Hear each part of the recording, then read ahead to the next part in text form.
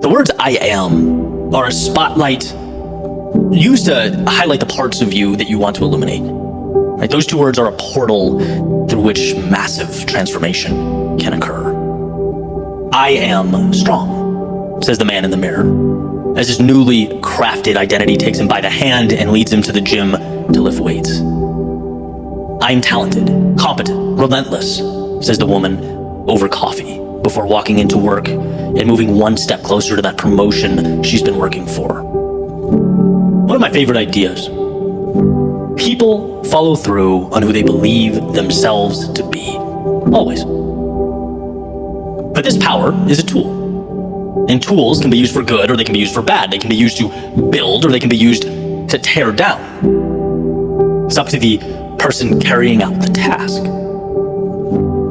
The words I am, right, those beautiful life-altering words, they can also become a jail cell that surrounds the now and keeps it exactly as it is. And you know what I mean. I can't. Sorry, I am not a morning person. I am unathletic. I am slow. I am not like those financially well-off people. They're different. I am simply not ready. Well, used that way, right, those words, they're a sealed fate. Because we only act in ways congruent with how we see ourselves. Again, who we believe ourselves to be. See, a lot of these things come to me, at least initially, in ways I like to describe as woo-woo, right? I'm a pretty practical person. So when someone says something like, Eddie, law of attraction, put pictures all over your bedroom and, it'll come true. What you see, what you look at will materialize. That's scoff. Right? Looking at boats, unfortunately, doesn't drop you onto the deck of one. But then, when I let my little ego chill out a bit, and I thought through the idea practically, it's like, well, maybe there's something to this. Maybe looking at those things simply reminds you that they're possible. That boat, that mansion, the love of your life, that dream body, whatever it is, it's not some far-fetched narrative written for someone else. No, that's obtainable. That's for you. Maybe I can have that too. And then maybe those results change the standard. They change the expectations I set for myself. And then, and this is the needle mover, because of that, I start acting in a way congruent with those standards. I bring it to life. Boots on the ground, doing the work, creating the change. It wasn't magic. It was just a shift in narrative. I think we all understand at a deep level, people tend not to acquire things they don't believe are possible to acquire. Right? That's why so much lack in our lives can be remedied by a mindset change. You don't step out your front door if you don't believe there's anything worthwhile out there. Which brings me back to those precious words, I am. And they're precious because they are a permission slip from you to you. To be that person you most want to be, to create the change you most need to see. Being in and around, the personal development space for so long, I've kind of seen a tug of war with the idea of fake it until you make it, right? A lot of people have different takes, different philosophies on it. Some people say, do it, act like it. Why not? Other people say, don't lie to yourself, go earn that confidence. To which I say, they're both the same thing. The idea is not to deceive yourself. I'm going to paraphrase Tony Robbins again here. The idea is not to close your eyes and say, there's no weeds in my garden. There's no weeds in my garden. Open them and hope that the weeds are gone. It's about giving yourself a target to hit. It's about wearing the shoes so that every step you take in them becomes a little more real to you.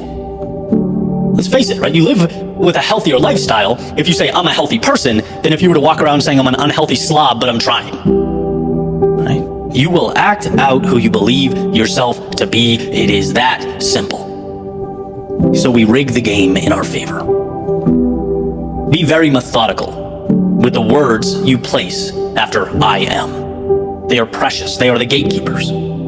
I am what? Yeah, but Eddie, I'm not in shape and I want to be. It doesn't make any sense to walk around saying I am in shape. Okay. How about I am healthy? I am working every day to get stronger. I am the type of person who finds a way. I am driven. I am focused. If you believe yourself to be those things, you've built a foundation more than strong enough to support the goal, to support you getting in shape. That's what this is about. Creating a foundation for you to evolve. The relationship you have with yourself, it sets the precedent for everything in your life. So cherish it. Respect it. See the power contained in the words you utter about yourself. I am on the journey of a lifetime. I am happy. I'm healthy. I'm talented. I'm kind. I am grateful. How about you?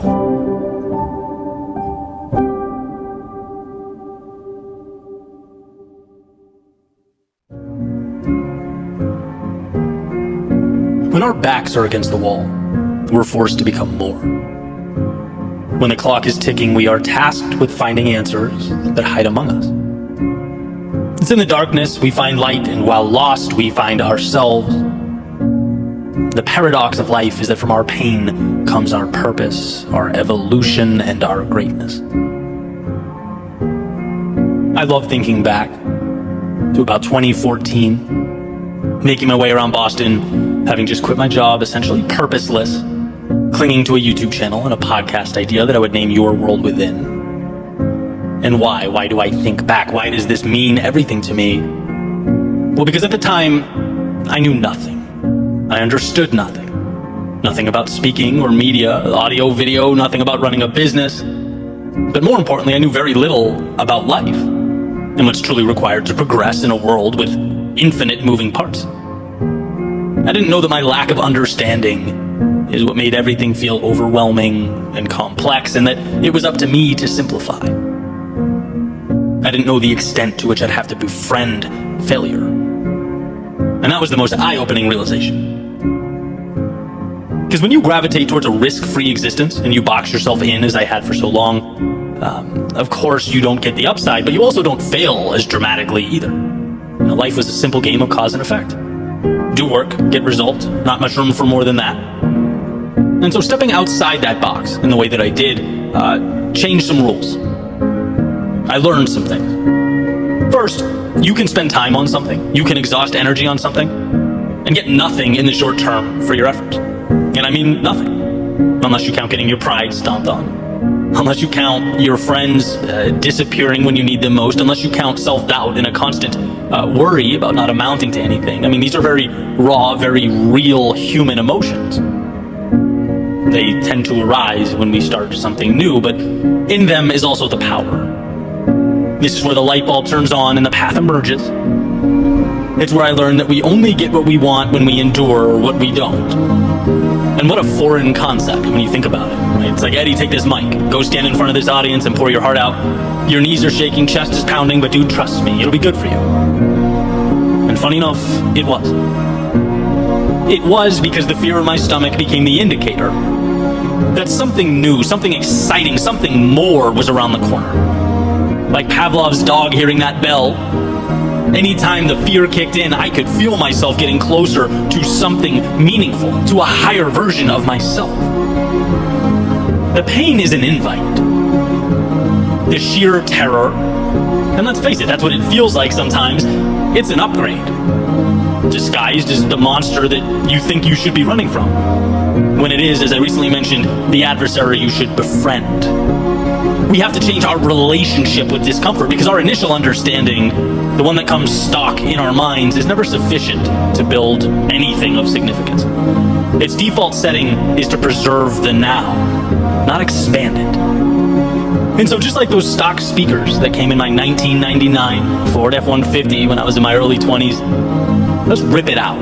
Let's customize. Let's upgrade the quality of the sound we hear and the things we say to ourselves. What an advantage it is to know that the hard things are what make us level up. To find that awareness.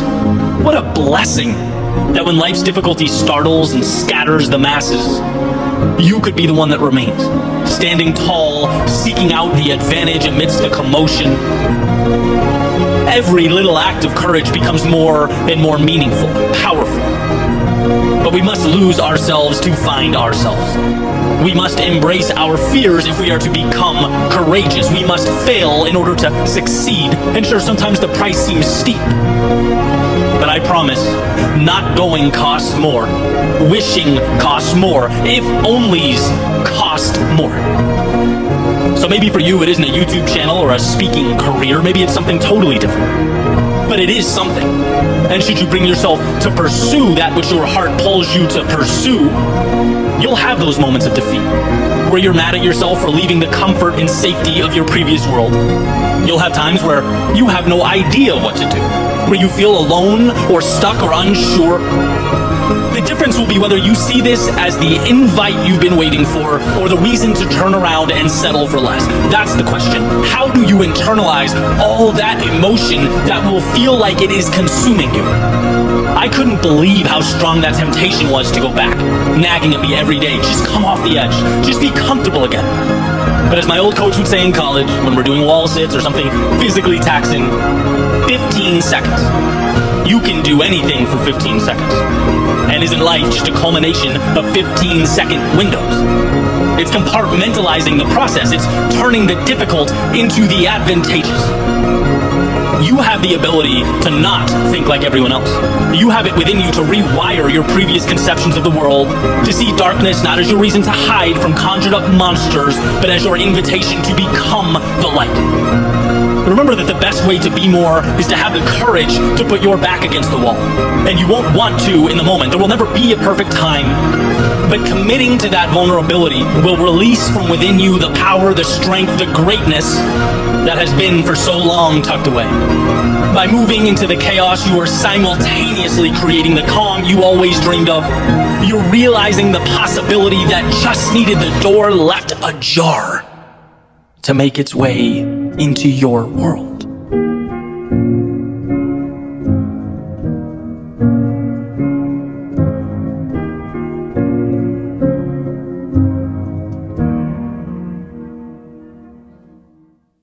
There's a delicate balance that occurs when moving toward a goal. And we need to be thinking about the possibilities, the future, what can be. Goals are impactful because you're creating something meaningful in a place where it doesn't yet exist. But that's also what makes the journey so difficult. Because it means there's going to be a substantial stretch of time where you wake up and haven't yet accomplished your primary objective. That's a lot of mornings, working toward a dream, holding on to hope and trust, believing you'll get to the top, knowing that you will conquer whatever is in the future. And while tomorrow may contain the treasure we so desperately seek, let us not forget about the many steps that occurred before today. About the persistence, the courage, the self-belief. You would not be standing where you are right now without the platform that you've built over time. And that's an accomplishment that should never be overlooked. When eyes are only focused on what you've yet to acquire, on what you haven't created, you're minimizing your own momentum. Look, mindset is the beginning and the end of every endeavor. If you feel like a winner, you will win somehow, some way. So just as important as building and working toward the next milestone is recognizing and feeling good about the milestones of yesterday. These small victories have become ingrained into who you are. They have built you up and will continue to push you to greater things. They are your proof, your reassurance that you'll find a way. That is your identity. Accomplishments are a balance of forward progress where you need to go and of earned confidence, comprised of the many steps that got you to where you are now. So don't forget, every once in a while, to look back.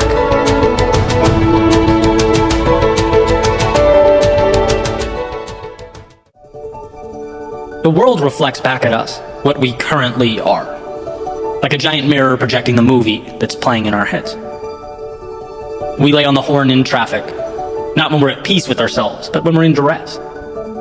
We gravitate towards the negative, not when we're living in abundance, but when we're living in scarcity. We quit, retreat, contract, not when we're confident in the road ahead, but when we're doubtful, alarmed. In other words, we find out in the world what already lives within us. Life, in many ways, is not absolute, it's evidence. It's evidence that we'll use to justify the things we already believe. Wayne Dyer used to use the metaphor of an orange. It can be squeezed and squeezed and squeezed, but there will never be grapefruit juice pouring out of an orange. No, grapefruit juice doesn't live there. You can only find on the outside what lives in the inside. You can only extract from the orange juice. Recently, a good friend of mine said to me that they'd like to change their financial situation. To which my response was, perfect. You most certainly can, right? Like anything, yeah, it'll take work and some planning and some restructuring, all that good stuff, but you most definitely can. And his response was, sure, that's what all you motivational people say. Okay, smart guy. Now you're an example on a podcast episode. Congrats. Why? Because you want the people around you to realize how much is possible for themselves. Right? It's not sorcery or witchcraft to believe something better is possible.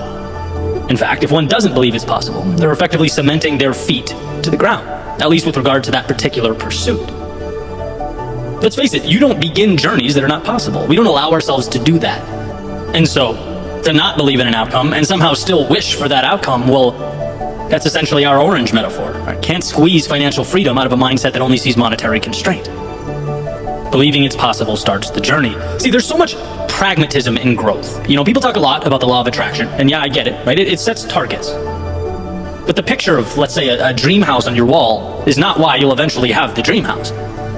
The picture of the dream house on the wall reminds you, it helps you believe that you're someone capable of someday acquiring that house, obtaining that type of success, which results in you, wait for it, doing things that help bring that to life. It is the doing. But that doing must be connected to belief. Mid-20s. I was unhappy, wanted more, but didn't really believe myself capable of obtaining more, right? That was the issue. Back to the old orange expecting grapefruit juice. Can't get results in an area not conducive to their creation, right? It wasn't until I said, you know what, maybe, not definitely, but maybe it could happen. Maybe I can take control here. The odds have to be greater than 0%, right? It's Jim Carrey and Dumb and Dumber, so you're saying there's a chance. Yeah, it's like starting out, that's all you need, a chance, the door cracked. In the beginning, I just needed to convince myself something different was possible. The beginning of transformation and that internal change prompted how I interacted with the external world. You do things differently when you believe differently.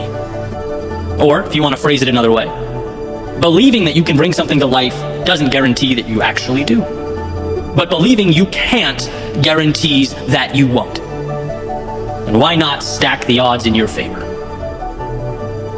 I often juggle back and forth between the philosophical and the tangible or the tactical, right? 3 ways to do X. Life hack to change Y. Yeah, of course. Life does in so many ways come down to the tactics, to the how, to the steps. But does that even matter if you don't believe in the pursuit? Does it matter what Google Maps says if you never step out your front door? You have to convince you. You have to create an environment in your world where change isn't crazy, more isn't absurd. It might be challenging, but it's possible, and possible is enough. It is enough to begin, enough to step out, enough to see the trivialities as tools and the resistance as part of a beautiful game. Remember that the world is a mirror, reflecting back at us our worldview. We find what we look for, so give yourself permission to look for things that make life beautiful. Give yourself the gift of believing change is possible.